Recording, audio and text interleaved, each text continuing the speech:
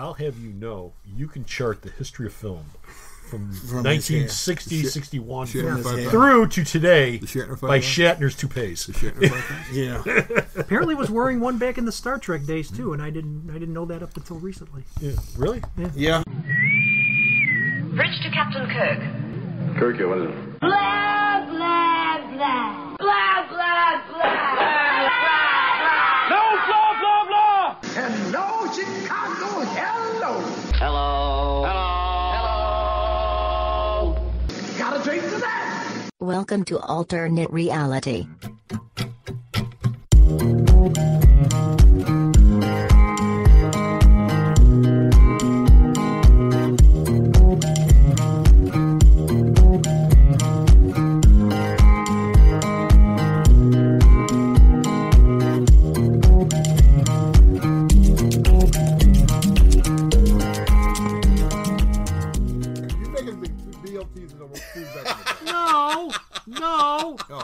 No. Do you want pickles on that, Rob? No. Hey, folks, how you doing? Comic Book Man here. Welcome once again to the Alternate Reality. I'm being joined once again today by my good left, right, and middle arm, Bo. You have middle arms? Yes, I do. What are you, Dr. Octopus?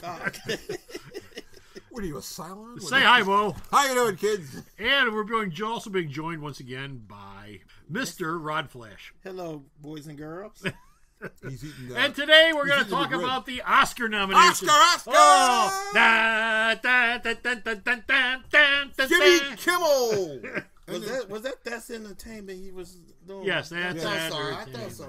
I called it. Basically, this show, I never named these shows until after I've long since gone through them and edited them and done the write-up for them. Yes. Usually one of the last things I do, if you ever notice, the news is always a news update for early whatever month it is, year, that's Are you trying because to it's say... easy to do. Now, these shows, the shows that are not news, those are the ones that have to come up with something. But I've already got the title for this one. Okay.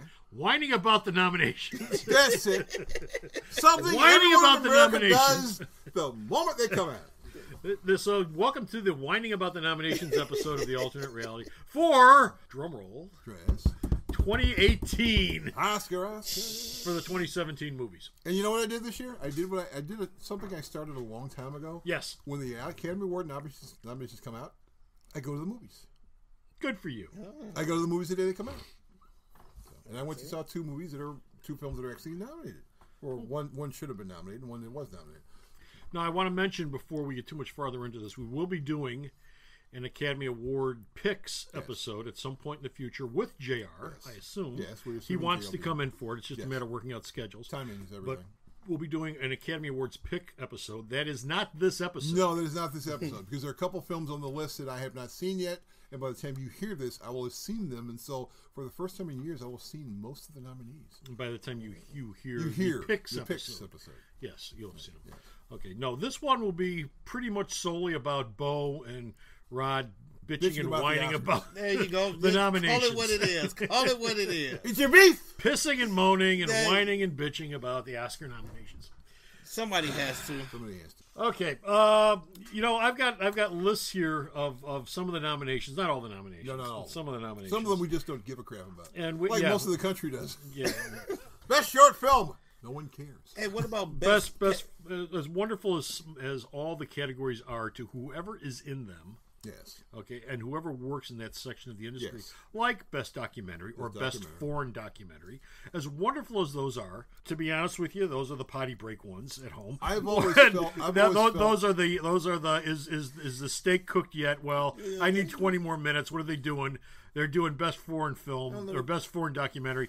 Fine, I'll be working on the steak on the grill. When they do that secondary show that they're not done the same night, I've always thought that some of these nominations and some of these winners should have been announced on that show. Yeah. Because as a general rule, the American public does not care about Best Short Subject because they're never going to see it. And they're not even going to want to see it. They do the Science Awards like the day before. And they should put that in there. And they do special effects awards and stuff. Too. Yeah, and they do a lot of technical awards like this person, the guy who invented the Steadicam. You go, okay, something. Well, here's the thing with that though: the Oscars are a worldwide audience. Yes, they are. Okay, so if you're not going like the Golden to do, Globes, which is basically an excuse for people to get drunk. if you're going to do the best foreign documentary or best foreign film, you're doing that for a reason the night of the Oscars, and that's to appeal to a worldwide audience. The folks in Europe, or the folks in Africa, or the folks in South America. But best costume design, best art direction, we don't really need to see it. Well, yeah, costume design is part of the quote unquote History. show. It's part of it's part of the whole.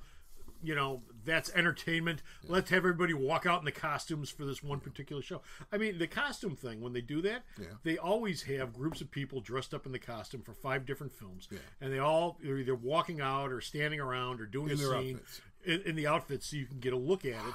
And that's actually one of the more interesting parts of the show. Where If you it's get to not a look at the period costumes. piece, though. Or they do short video things. Well, yeah, some of them is like they're wearing regular clothes. I know. Well, yeah, well, that's the thing that always got me is the regular clothes stuff. I mean, you know, nominate Shape of Water. They're wearing regular clothes throughout the whole film. No, it takes place in the 50s, so they're using costumes. I think we know what clothes look like in the 50s. Well, yes and no. Yes and no. Yes and no. They're wearing suits, pants, shirts, and dresses, right? It's never really changed. Anyway, so I've got a list of snubs here, and I have a list of nominations. And so, how do you guys want to do this? We'll do the snubs last. Okay, so let's start off with best visual effects. We've got 1, 2, 3, 4, 5 films nominated. What I'm going to do is I'm going to list off the films. Yes. And then afterwards, I will throw them to the dogs, and they can rip them to shreds. For best visual effects, this year's nominees are Blade Runner 2049, Guardians of the Galaxy Volume 2, Kong Skull Island, Star Wars The Last Jedi, and War for the Planet of the Apes. Gentlemen, what don't you like about Actually, there's nothing wrong with those. I'm amazed that Skull Island and Planet of the Apes made that list. I am too. Those are 2 films you go, really? Now, will those 2 films win? Oh, hell no. But I'm amazed those 2 films made the list. I was shocked by that. Why? I've watched Kong Skull Island. War for the Planet of the Apes I haven't watched, but I've watched Kong Skull Island. I did not start this war. There's a lot of special effects in it. The special effects Kong looks great. I think War of Planet of the Apes probably get it because of Andy Serkis doing the whole Caesar thing, and he's real good at that. And he's never going to be nominated as an acting award for this, but he's going to be, Why not nominate him for Best Actor then instead of sticking it to that part then? Because or Best Special Effects. He's not really acting. You don't see Andy Serkis. You see a little ape running around. Yeah, but it's still the guy. It just happens to be an ape superimposed onto the green screen. It'd be kind of like voting for Doug Jones for The Shape of Water. You don't see Doug Jones at all. He's wearing a costume from the beginning to the end, so you don't nominate him for Best Actor because he's wearing a costume. Yeah. So. Shape of Water isn't on here. Shape of Water is not on here. I mean, for best visual effects. Well, Shape of Water is, you're talking about visual effects, it's basically the costume. Yeah. There aren't a lot of effect sequences in there, unless you count, Michael Shannon's hand falling apart. Well, what doesn't belong on here? None of those. All of those ones belong on there. All of those ones are fine. There's nothing wrong with them. They picked quite well. Okay. The technical people picked those, and they picked the best of the group. Yeah, we probably should mention that for the people. Oh, Wonder Woman didn't make it. The Academy Awards, generally speaking, everybody gets to vote on the big awards. Best Picture. Yeah. Then after that, wherever you're at in the Academy, because everybody has a job in the Academy, their niche. The Best Visual Effects Awards were the nominees were picked by people who work in visual effects, and they will be the ones picking the winners. So actors pick Best Actor, Best Supporting Actor, pick the nominees for who decides to get picked. You don't have the guy in sound picking Best Actor, and you don't have the director picking Best Song. The director nominees are picked by people in the Directors Guild in the Academy, just like the writing section of the Academy is where the nominees from the writing. Get culled from for the Oscars as well. Yeah. So best visual effects, these are all visual effects people. Yeah. This is what they thought were the best films of the year. And that'll reflect in every other category too. So speaking of writing, moving on. Best original screenplay. Nominees this year are Emily V. Gordon and Kumail Nanjiani for The Big Sick, Jordan Peele for Get Out, Greta Gerwig for Lady Bird, Guillermo del Toro and Vanessa Taylor for The Shape of Water, and Mark McDonald for 3 Billboards Outside Ebbing, Missouri. Now, this is opposed to adapted screenplay, which we'll get to next, but this is original screenplay. This is something that didn't exist until they made this film, as opposed to something that's being adapted. Yeah, some guy sat in the room and said, this would be a hell of an idea. So these are all original ideas. What don't you guys like about any of those? I don't have any issue with the people who are nominated. God, this is going to be a short episode. Well, my only thing What's our backup plan for this episode? My only thing is a Greta Gerwig thing for Lady Bird. Lady Bird is a gossamer thin nothingness of a movie. Yeah. It's the kind of movie where if it wins, you'd go, oh, it won. And then, Oscar bait. That's what it is. After it came out, you'd go, what the hell was it? Well, why is it Oscar bait? There are certain movies that you go and watch. This is a great movie to be an Oscar. You go watch the movie, like you said, Lady Bird. You watch it and go, okay, it's a good movie. It was okay. But then when you start getting these nominations up and everything, okay, for Best Original Screenplay, Lady Bird, really? Yeah, but really? Somebody sat home and came and said, "Oh, I got an idea that nobody else came up with." That putting that in that category with Get Out is ridiculous for one thing. Because Get Out, Jordan Peele basically said, "Let me try this idea for those who didn't see it. Let me try Stepford Wives, but make it sort of a little bit on the racial side on that." Okay, but what you're saying right there sort of shoots down your argument, because Get Out, and I haven't seen it, but we've talked about it before on the show. Right. It's a Twilight Zone episode. Yeah. It's Stepford Wives. Well, it's a Twilight Zone episode with comedic elements, and it's also got social comedy. And Twilight Zone did comedic episodes. Yeah, but Twilight Zone was... And there wasn't an episode of Twilight Zone that didn't have some sort of social commentary. No, that's true. Yeah, there was a couple of them. Well, yeah, but not many. Most of the Rod Serling ones had a social commentary aspect to them. Yeah, he made it a point of that. Yeah, that was the main reason for him doing it in the first place. But I mean, I'm not cutting down Get Out, because like I said, I haven't seen the movie and all I've heard is nothing but good stuff about it. But what I've also heard is it's a remake of the Stepford Wives, except instead of women, it's African Americans, as opposed to something like Lady Bird, which I also haven't seen. And I really couldn't, if you put a gun to my head, I could not tell you what it's about. It's about, is it a coming-of-age story about women? Yeah. Yeah, okay. Basically. 20 movies they've done in the past 5 years. Yeah, it's nothing original by that all. Oh, well, okay, but what year is this? I think this is placed in the 50s or something. No, this is the year of the woman. Yes. And Lady Bird got a lot of press early from film festivals, and that drove it into momentum. And most people go, "Lady Bird, what the hell is that?" And, it's not going to be a film that's going to make a lot of money. It's going to be a film it's going to put in a couple art house theaters. You're going to have maybe 30 to 40 people, maybe 50 on a really good night seeing the film, and that's about as far as it's going to go. Both of you remember this when I tell you this, because you're old enough to remember seeing this originally when it was first out. Remember when Bill Murray did his Academy Award picks on the news? Yeah. Saturday Night Live. Yeah, he would have a list of films up there, and he'd say, "I haven't seen any of these films except for this one. This one will probably." Win. Okay, there is a certain genius to that actually does work on at least one level. I have always maintained that you could pick at least 50% of the Academy Award winners just by the politics of the nominations. Oh. Okay, and when I look at a list like this, and like I said, I haven't seen any of these films. 3 Billboards Outside of Ebbing, Missouri, Shape of Water, Lady Bird, Get Out, Big Sick. Shape of Water is the safe one of the bunch. 3 Billboards. No. Shape of Water is not the safe one at all. Oh no. It's the creature from the Black Lagoon. It's a monster movie. You could, it's a monster movie. No, I'm talking about original screenplay. I'm not talking about Best Picture. Okay, original screenplay. Shape of Water is the easy pick for this nominee. 3 Billboards is also an easy pick. Lady Bird is the girl-centric political pick. Get Out is the African-American centric political pick, and The Big Sick would be it's a romantic comedy. It's a romantic. Well, that in and of itself would probably disqualify because the Academy hates comedies. Comedy and horror. But it's a comedy. But it's a comedy which also talks about the healthcare crisis. Okay, but Hollywood has no interest in tackling the healthcare crisis. Okay, so if I was again, it depends on all of this depends on where Hollywood's head's at this year with everything, but I would bet that Lady Bird or 3 Billboards probably get it. If I was going to pick something, and I'm doing what I said we wouldn't do, and pick nominations, I don't want to do that. Because like I said, I haven't seen any of these films. But if I was going to pick Get Out for anything, is Peele up for director? Yes. Possibly. Yeah. Possibly the director or this. Okay, of that 5, I haven't seen Lady Bird, I haven't seen Big Sick, but I'll be willing to tell you right now, and this is just, I can lay this out right now. I already know what's going to win. It's 3 Billboards. I already know that. It's a safe pick. No, it's not a safe pick. It's a film that... No, it's about a mother whose kid gets killed, and so she throws 3 billboards up outside of town for the cops to look at every damn day. Why aren't you getting off your ass and finding out who killed my kid? And it's putting pressure on the cops. It's much more than that. It's a little guy fighting the system. It's a lot deeper than that. All these films I will say, all these films that have been nominated, all these films take generalized, generic ideas and really put a twist in them.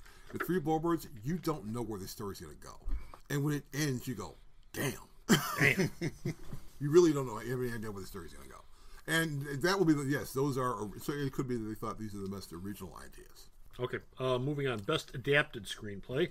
This is stuff that was adapted from some other source material. We've got James Ivory for Call Me by Your Name, Scott Neustlander and Michael H. Weber for Disaster Artist, Scott Frank, James Marigold, and Michael Green for Logan. Yeah, Logan of all things. Aaron Sorkin for Molly's Game, and Virgil Williams and Dee Reeds for Mudbound.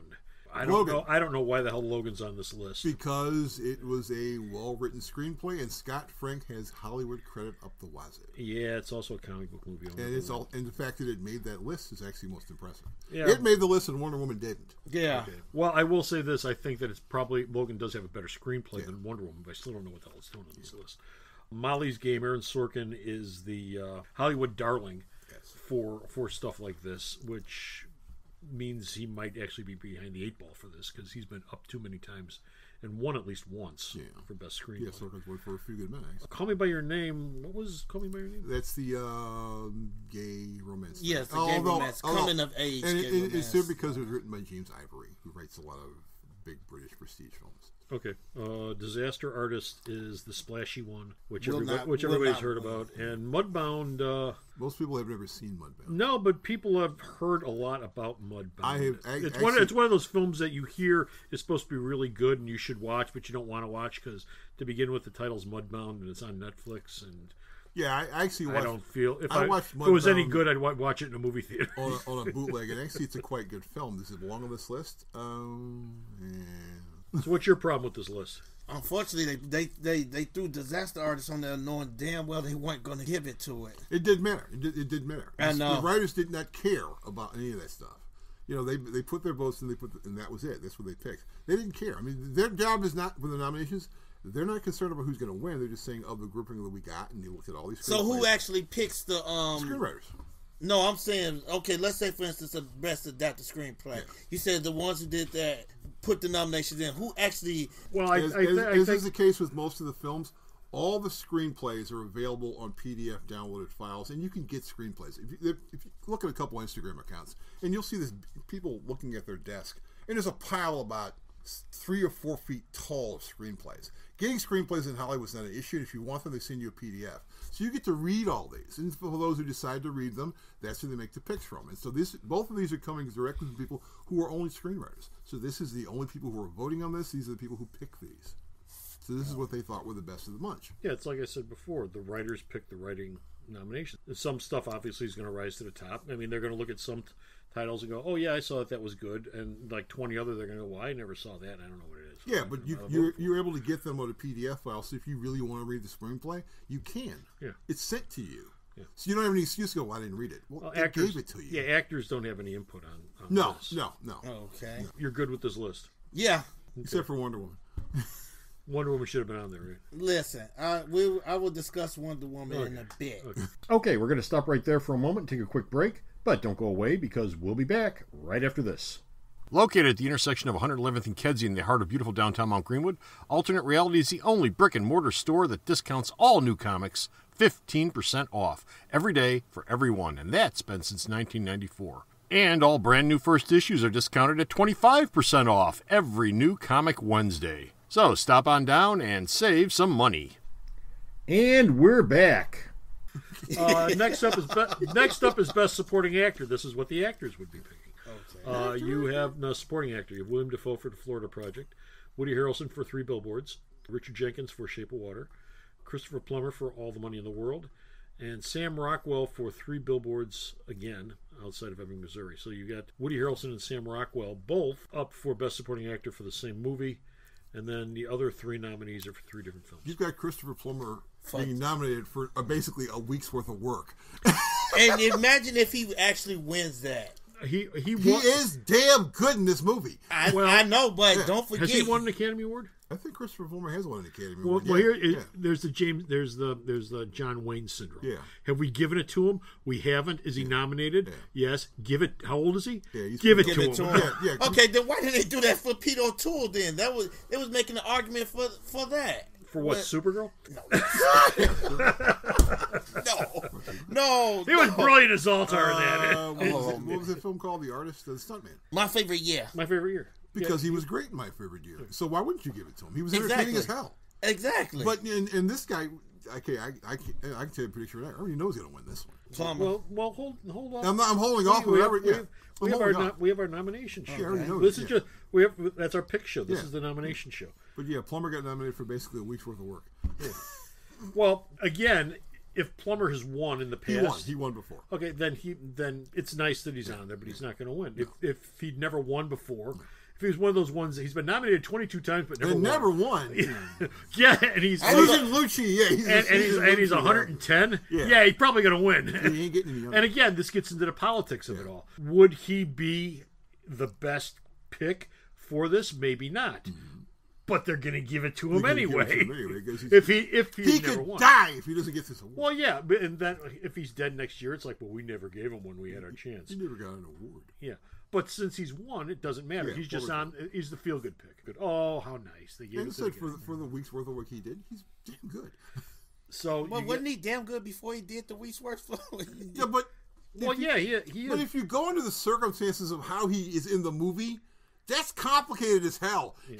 He's replacing someone who's not there. No, it's not complicated. They bounced the guy out because he was stupid, and they needed someone as a replacement, and he was free. And Plummer said, "I'll do it." And they said, "Okay, we're going to go. We're going to shoot this film. You've only got a week. We're going to shoot this film in a week." Okay.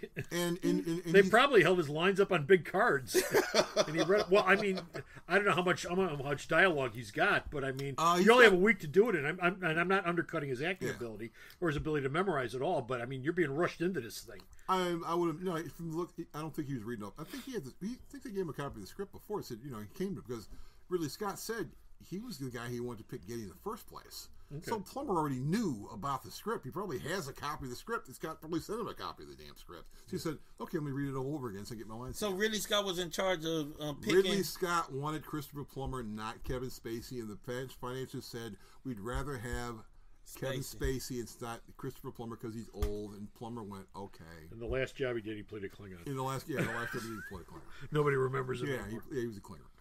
But yeah, that was his first pick for the film, for the role. And they said he's too old. The studio said he's too old. We don't want him. So yeah, he had the script at home. So he didn't have to do a lot of reading. He still had it. I'm still trying to figure out why they picked Spacey for because at the time they did this, Spacey had been building up a head of steam in Hollywood because of House of Cards. Yeah. And because of the stuff that he'd been doing at the Royal Shakespeare Theatre for the last decade and a half over in England, and he'd been making films along the way. I mean, for every House of Cards, he had a Superman Returns in there. Yeah, and Spacey at that point was acceptable to the financiers.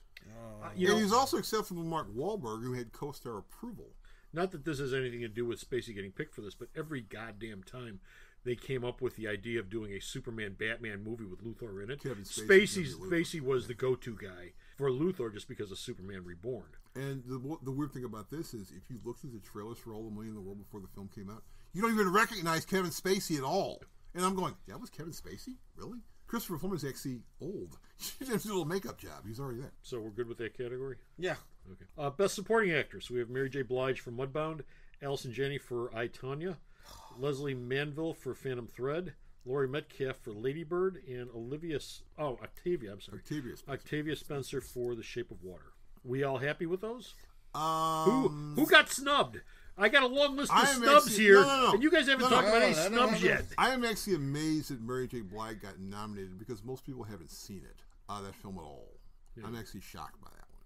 That one's like, how the hell did she get in this? I have no problem with it, and full disclosure, I have a tremendous crush on Allison Janney, so Allison Janney's cool. Well, go see this movie because you probably won't afterwards.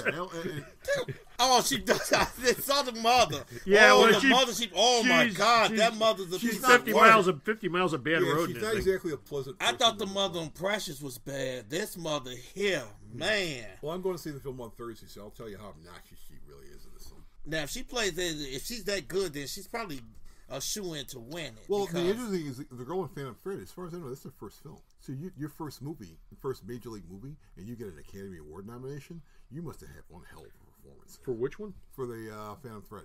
That's her. I think that's her first major. So she's playing opposite Daniel Day-Lewis. Well, yeah, it kind of helps. She was playing opposite Daniel Day-Lewis, so you can't really suck. I'm sure that he's helping her bring up her game. Yeah. Not that she may or may not need that, but just the fact that you're standing next to Daniel Day-Lewis is going to bring anybody's game up a little bit.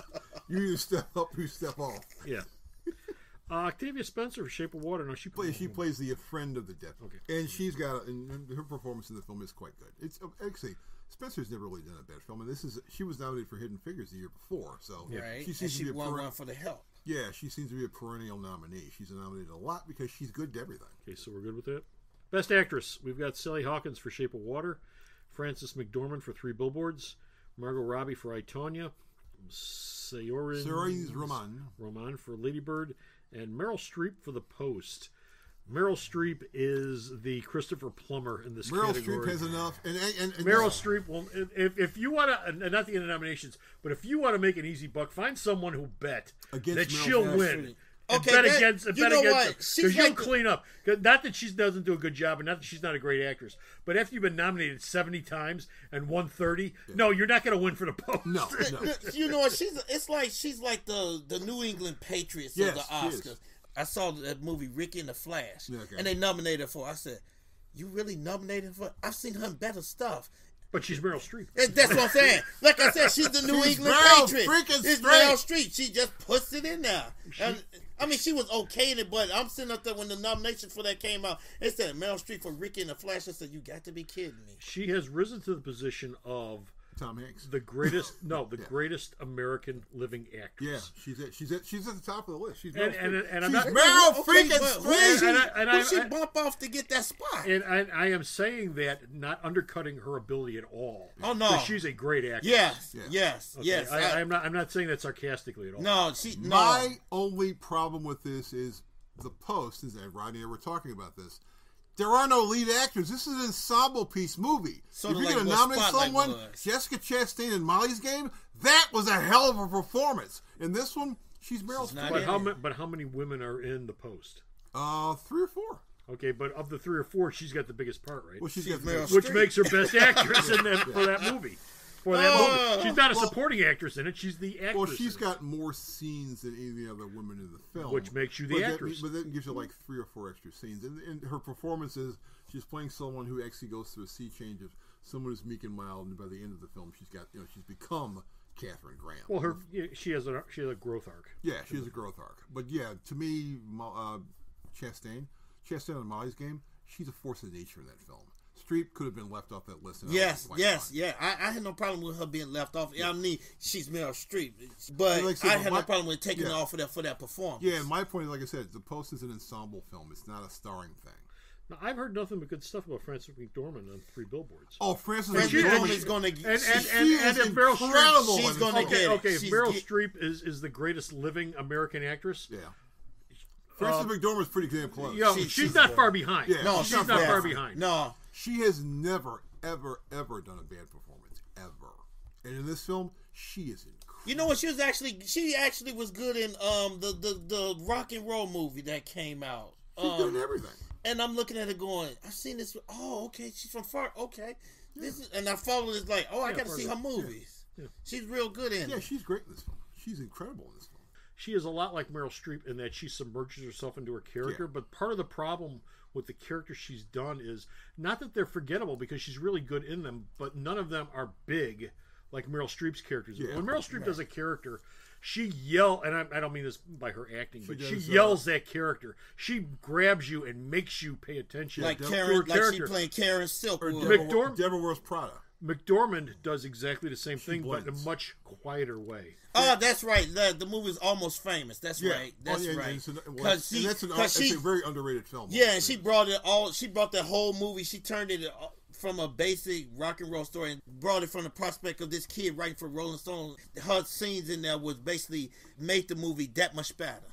McDormand's also biggest problem is that he's not really attractive. Yeah, but okay, but she's plain looking. For best actress, that shouldn't matter. No. Okay, if you're looking for attractive, yeah, Stormy, what's her face? Stormy Daniels. She's attractive as hell. She is very attractive, and I hear she's an actress. Yes, she is an actress. But I don't see her name on this list here anymore. There's also another name on there that's missing that I've been teased about. You better not say Gal Gadot. She wasn't good. She was just average at best. Okay, acting skill, no way in hell. Okay.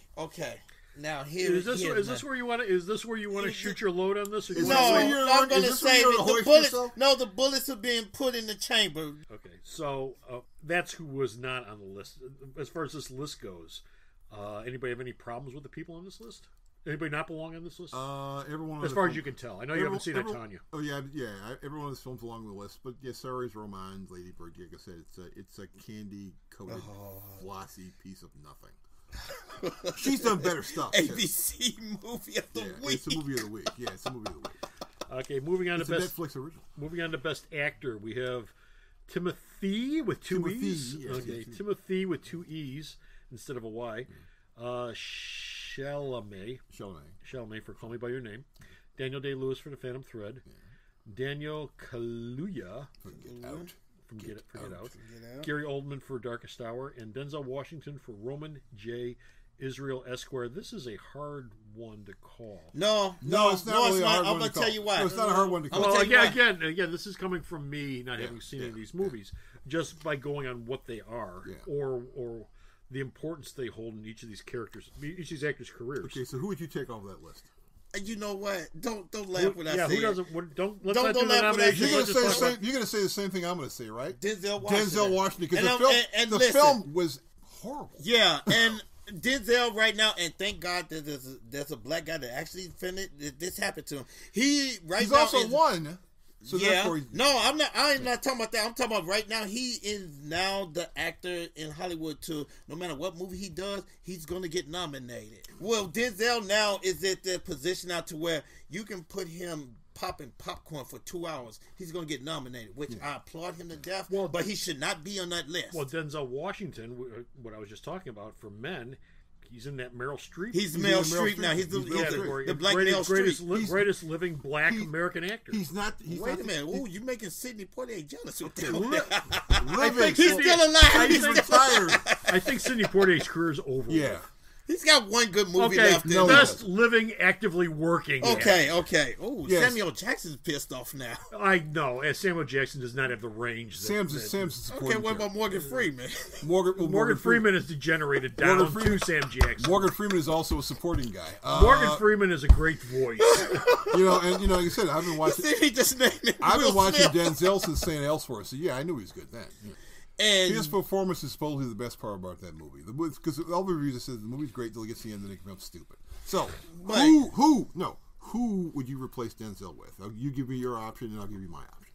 I would say... You can't say Gal Gadot. It's on your list. You know what? You're some haters. Are you saying she's a man? No. Oh. I know he's not. I know there's a lot of controversy with the name now, but I would have put James Franco in there.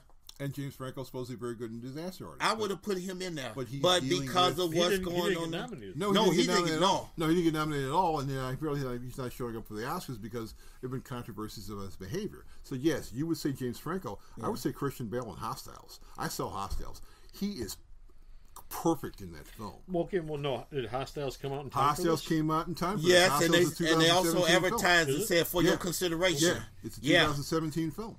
They definitely said for your consideration. I don't think Hostiles was nominated for much of anything. It's not. No, it wasn't. It's not. No, it wasn't. They should have sat on it. Yeah. Unfortunately, they disqualified that for the same stupid reason they nominated the film. They said the Academy frowns on you campaigning. Yeah. For your movie, and you see the advertising used to be now. Before it came out, a variety, and every other page was for your approval. Well, no, the studios can campaign, but individuals, that's what they aren't supposed to campaign. Well, before it starts showing, they were talking about Hostels, and they had it on the top of the screen. It said, "For your consideration, please consider Christian Bale," and they kept saying Christian Bale's performance is a tour de force on there. Which, don't get me wrong, the man is probably greatest male, probably greatest British white actor. Male. British actor. He's a British actor. He's Brit. Welsh. He's Welsh. Gary Oldman's Gary Oldman's also Brit. But yeah, Bale goes through that career-defining arc in this film. When the film, the character he plays at the start of this film is not the character you see at the end of this film. And he's in basically about 90% of the Has he ever been in a bad movie? He was in Newsies. Well, American Psycho. No, that's American not a bad Psycho's movie. American Psycho's That's a good movie. That's a great movie. That's a commentary on the 80s. I got the joke in that one. Yeah, he was in Newsies. In Empire of the Sun. What did he play in Newsies? He was a kid in Empire of the Sun. He sang. He was a singer. He was in Newsies. God, this is early. Don't tell the little girl that. Yeah, we'll tell her. Yeah, because you'll have you like, oh, can we watch Newsies? Oh my God, I forgot. He also did the Shaft remake too. Yeah, he was the bad guy in the Shaft remake. That's right. Ooh. Christian Bale was? Yeah, he was.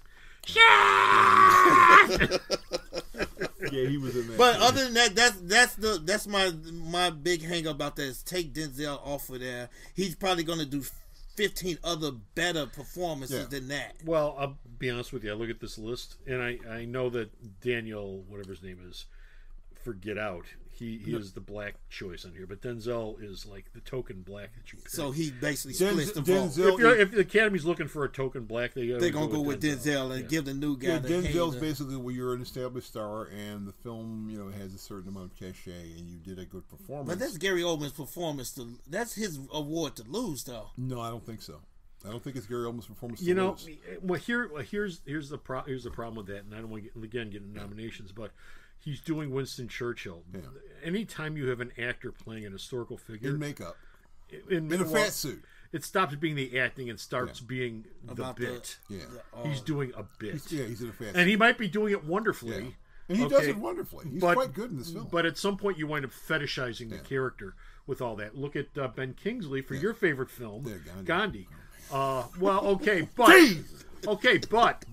anytime you have somebody, or George C. Scott as Patton, or you go down the list. I mean, all the people who have played great historical figures. At some point, it stops being an acting performance, and it starts being this thing. This guy wearing a costume, it's like he's wearing makeup. This guy doing this costume with all this makeup on. Patton looked like George C. Scott. At some point, you become one of the aliens on Star Wars. Oh, okay. Yeah, the science fiction can't say pops into it. And we're going to take a break, but we'll be back right after this. Good grades deserve a reward, and at Alternate Reality, we make that an actuality. If you're a grade schooler in the Chicagoland area and you get a report card, then you're eligible to join our Good Grades Club. Each A gets you a 2% discount, and each B a 1% discount, up to a possible total of 25% off based on your grades for this marking period. Just bring in your current report card, and we'll issue you a Good Grades Club card, and every time you make a purchase, that's the discount you'll get. So stop by the store and get the discount you deserve for your good grades. And we're back.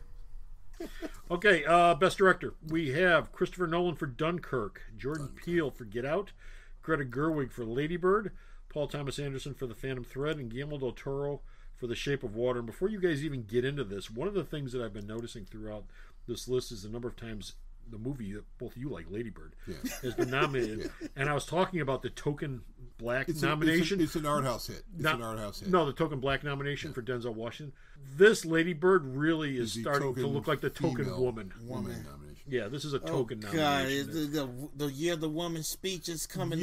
We throw it in there for a bunch of nominations that way we got our ass covered. We ain't going to win for anything. And you have to think about that. Who is not on that list? I mean, here's the initial problem. When you've got 10 films nominated for Best Picture, 5 people get left out. Okay. Greta Gerwig? No. McDonald for 3 Billboards? His name should be there. Her name should not. Okay, so Best Director. Who doesn't belong on this list? Greta Gerwig. Okay. Anyone else? No. Greta Gerwig is it. Considering the fact this is Peele's first directing of a full-length movie, damn, this guy knows how to direct. This guy knows how to direct. He's got a great visual sense. There's a couple of visual things in this film, and you go, wow, where'd that come from? Is there anybody that belongs on this list that isn't? Yes. Well, who? Patty Jenkins. Oh, God. Whatever. Listen. Okay, listen. If you go, I know. And this you have to separate stuff that you love from stuff. Why? You said you have to separate. voting? You have listen. I love. Remember, I love Superman the movie. Okay, Yes. I think it's as far as I'm concerned, it was, and it will be the best superhero film, the best Superman movie. Okay, that's ever been made, or probably ever will be made. It is not the best movie ever made. I never said it is. It is probably the height of Richard Donner's work. It does not belong in a best director. Patty Jenkins was it's not that good. Before for the film she did with Charlize Theron, Monster. That was worth the nomination she got. Wonder Woman is not. Okay, listen. I'm gonna tell you why. Okay. I Tell put us that why. in there. Tell us why. Rodney, tell us why. Tell us why. Now, you said that the Academy's falling over for Lady Bird, right? Well, it seems that way. It seems that way. Which unfortunately I had the it's an I had art the house film. unfortunate thing of watching. Wonder Woman. Well, you could don't just, have to. Yeah, I had to. No, Unfortunately. it was a date thing? No, It was okay. The wife held a gun to it your was- head. okay. We're going to go see Lady Bird no matter what. I'll go It was a see lose Guardians the of the bet. Galaxy if you go see Lady Bird. Okay, I guess I'll see this. How did you know? I just kind of put the numbers together What was the harm of putting it in there? because these directors are picked by people. These are stuck up snotty No. jackasses from Hollywood that go. These nominations came from people who are in the Directors Guild of America. Yeah. And so Directors pick these. and Nobody so- else picked them. So Directors that picked translates it to there might have been some love for Patty Jenkins. Maybe she came in sixth. It doesn't matter. It's only the first five. Okay. Right. All right. So Right. that explains why Dark Knight wasn't. Rodney, forget about how much you like or don't like Wonder Woman. You have to remember one thing. This is the Academy of Motion Picture Arts and Sciences. They don't like science fiction and they don't like comedies. Exactly. And they don't like horror. Now, as far as comedy, and as what far you as get out of comedies here go, is you get horror and science fiction. well, in the they list. expanded the list to 10 for that reason. Yeah. Okay. Mercy. So they can slug crap in that they know they're never going to win. Right. But they can say, well, we gave it a nomination. We gave it no. It's like saying, But no, the it's like Academy- saying- the it's like saying Academy- Ian they- Johnson deserves one for Star Wars: The Last Jedi. No, he doesn't. The Academy hates science fiction. The Academy hates comedies, and comedies they have a bitch about because there hasn't been a decent comedy in quite some time come out of Hollywood. I mean, a good, groundbreaking, actually funny comedy. There are films that come out with really good comedic elements, As but not comedies. As JR said a couple episodes back, comedies are on their ass in Hollywood right now. But comedy lives on TV. science fiction films, okay, and I include superhero films in that. Science fiction films are never going to be thought of as being Oscar worthy by the Academy because they're just thought of as trivial. Or horror. I mean, Silence of the Lambs winning Best Picture. That was an anomaly. That's the closest you're ever going to get. That to was a something total like that. anomaly. And you know what Silence of the Lambs was? Silence of the Lambs was exactly the same sort of thing that Dark Knight Returns was. Yeah. It rose above the genre. and it rose above the storytelling. Yeah. Dark Knight Returns is not a story about Batman and the Joker. No. Okay, it talks about issues that are much larger than that. Huge. Okay, and Vigilante much bigger than that. Batman and the Joker just happen to be in it. Yeah. Right. Yeah. They just have to be supporting characters. Silence of the Lambs is the same way. Silence of the Lambs is talking about much bigger issues than Hannibal Lecter, who wound up getting fetishized into the Batman of that franchise. I'm still. He's the guy you make T-shirts out of. Yeah. I'm still thinking of the Oscars as a bunch of these old 80-some-year-old farts that sit up there and pick to watch them. Because like my thing with the Rock and Roll Hall of Fame is like they got old guys up in there. Don't confuse the Oscars with the Grammys from the mid-70s. Okay, it's not the same thing. Oh really? They've been. There's some similarities, big time between those. But two. remember, a lot of those old farts you're talking about. They're all dead. That's what I'm hoping for. These are not older. These are not older members voting. These are younger members. I heard. Yeah. I do give the Oscars credit for they have voted in some of the younger people into their life. For instance, they actually made an outreach program. Anna Paquin, who won the Oscar when she was 8 years old, and they voted her in that. Now she has a say in the vote. I do give them credit for that. Yeah. It's like the same thing with, like I said, the Rock and Roll Hall of Fame. They had a bunch of old people there, and they listened to the guy who wrote for Rolling Stone magazine. He said, But remember, the Rock and Roll Hall of Fame, that was John Winter's idea, so he's going to pick the damn winners. Yeah, it's I know his that. Hall. Yeah, I know. It's his idea. I know. Well, that's like the WWE Hall of Fame. Yeah. I mean, you know, Vince picks them. Vince picks everybody. Vince picks them. You know, it's like, well, gee, is he worthy for this year? I don't know. It depends on how Vince felt when he woke up in the morning. What's your cartoon for the Rock and Roll Hall of Fame? Does Jan Winter like him? That's it. Well, he didn't like Rush, but Rush got in. Rush got in because when did Rush get in? Okay. When did they get in? Okay, this show's not about the Rock. I know. It's about the Oscars. That's why I was talking about. Let me get to the best pictures. That's our last category. Best pictures this year are Call Me By Your Name, Darkest Hour, Dunkirk, Get Out, Lady Bird, again, The Phantom Thread, The Post, Shape of Water, and 3 Billboards Outside of Ebbing, Missouri. Almost every one of these films has shown up in at least 2 to 3 other categories throughout here, and these are like the top 8 or 9 Oscar categories. I gave you the breakdown. The breakdown's right there. How many people got how many nominations? Okay, Shape of Water has 13 nominations this year, 8 nominations for Dunkirk, 7 for 3 Billboards, 6 for Darkest Hour and Phantom Thread. 5 for Lady Bird and Blade Runner 2049, which really got snubbed. With 5, I assume most of those nominations are technical.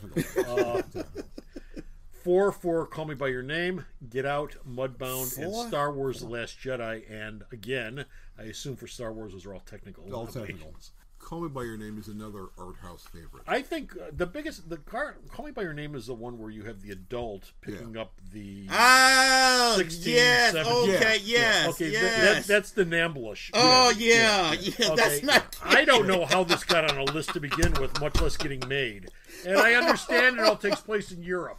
It all takes place. The movie takes place in Europe, but you know what? It's an American audience that's watching it. That film was being driven by Armie Hammer, and the guy who was nominated for Best Actor. Wait a minute, say that name again. Armie Hammer. There you go. That's another one. Oh yeah. No matter how good he looks, he put him in a movie on there. They go, something about him we don't like. Okay, look, what was it? 1, 2, 3, 4, 5, 6, 7, 8, 9. Okay, of these 10 movies, anything not belong on here? I know you have stuff. You want Wonder Woman to be on on the top 10, but is there anything that doesn't belong on here of this list? Is there anything you look at it and go, "Why the hell's that on there for piss"? Yeah, Lady Bird for starters. I for the past week I thought a negativity towards it starting to rise up. There's a where's that happening? That popped up on the net yesterday. It might pop up on the net, but that film, considering when that film opened, that film is in more theaters now than it was. Because when I saw it, because there were a lot of people Frances McDormand is kicking butt in there. So basically, Screen Actors Guild, Golden Globe, and I forget the other PGA or something. Producers Guild of America. Yeah, and she's won all 3 of those. So when the nominations, they said, well, we got to put that on there. And now also there was a story that came out a couple of days ago about The Shape of Water. Yeah. That's not original thing that... when he said he was doing Shape of Water, he said it's basically his version of the creature from Black Lagoon. Well, I haven't seen, like, as I said, I haven't seen the movie, but that was obvious from the first trailer. And he said he made that quite clear when he started. Yeah, but actually, the one thing I've heard about this movie, which appears to be true, and you tell me if it's not... Why didn't Universal make this as part of their dark universe? Yeah, that should have been dark. Yeah, that you want that would have been a smart move. That would have kept the thing going. You want a cornerstone film for your dark universe thing? It sounds like this was it. Instead, it became a Fox Spotlight film. That would have made people because Universal went, we don't know what the hell we're doing. Yeah.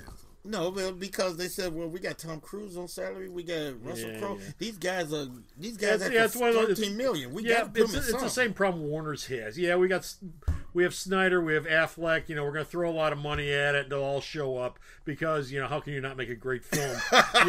With all this money and all these people involved in it. It's like, you know what? It sucks. Bonfire of the Vanities. And people say it's like, it wasn't really that. Is it really? It's the creature from the freaking Black Lagoon. They wouldn't say he was plagiarizing creature. They said that there was a guy that did a book a long time ago about a woman that had an affair with a dolphin. And that would be Splash, right?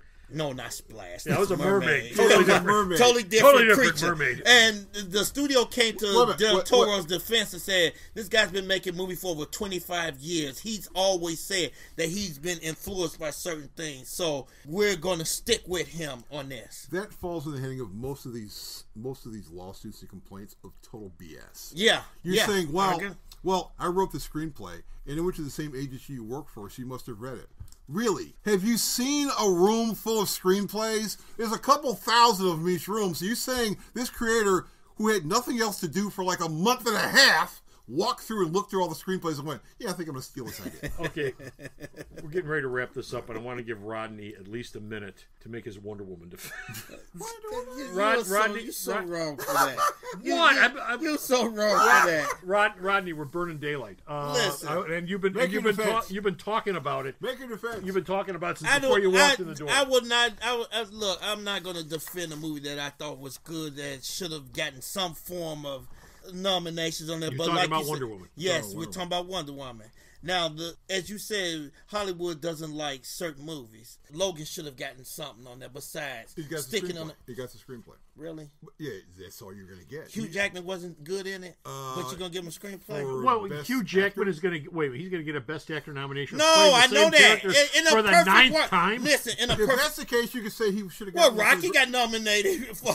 Sylvester Stallone got nominated. You can give him a fan award for playing Logan more than anyone else has ever played any other character. So you're no, you're not going to get a nomination just for that. I know.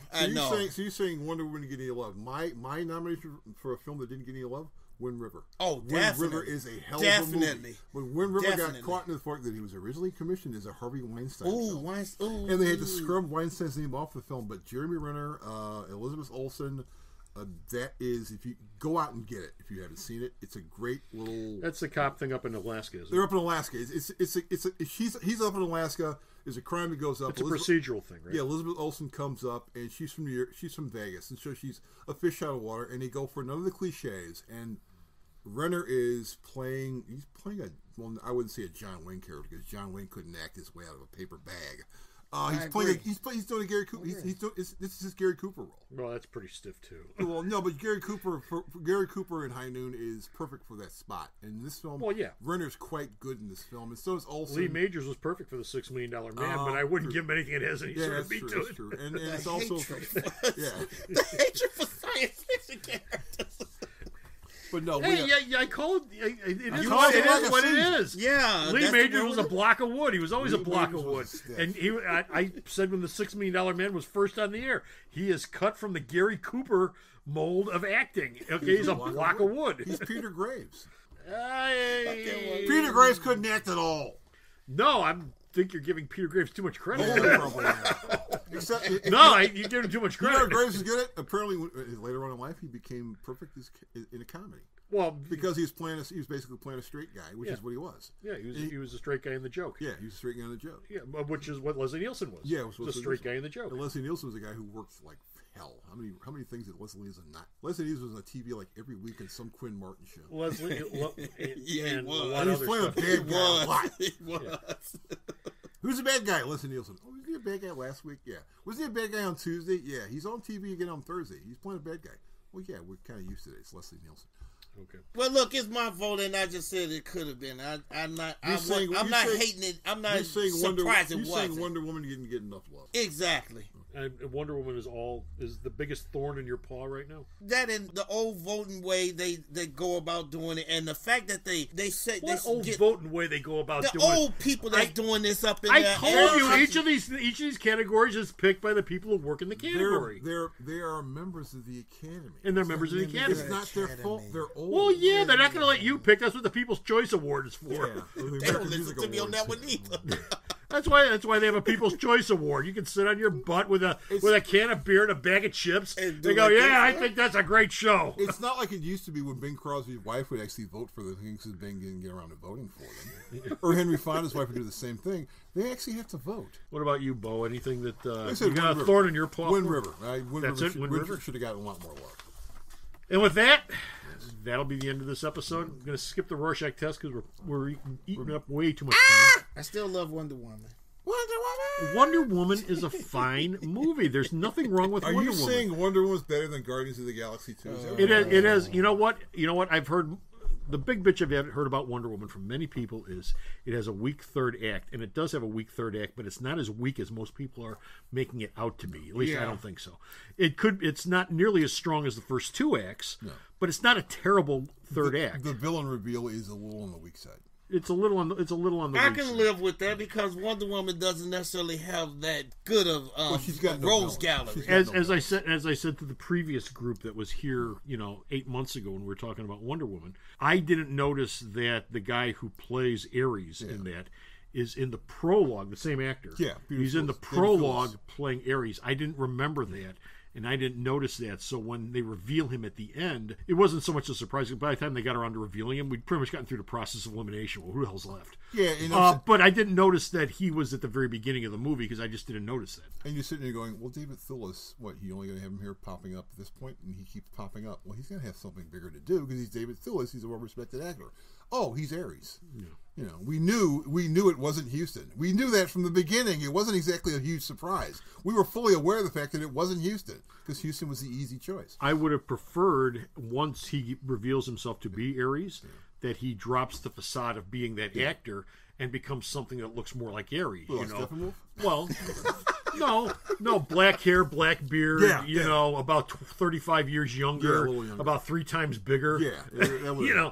That I would have preferred instead of him playing the old guy as Ares. I'm old Ares. Yeah, I would have preferred that because that would make more sense.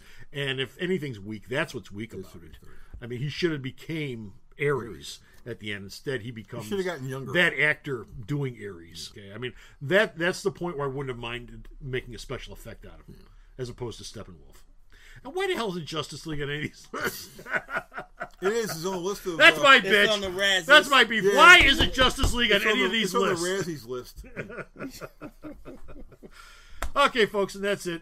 We're done. We're finished. We're out of here. I've got no more time for the Oscar nominations.